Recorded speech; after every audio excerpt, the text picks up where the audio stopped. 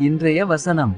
பாவிகளுக்கு தேவன் செவி கொடுக்கிறதில்லை என்று அறிந்திருக்கிறோம். ஒருவன் தேவபக்தியுள்ளவனாயிருந்து அவருக்கு சித்தமானதை செய்தால் அவனுக்கு செவி கொடுப்பார். யோவான் 9ஆம் அதிகாரம் 31ஆம் வசனம். Today Bible verse. Now we know that God heareth not sinners.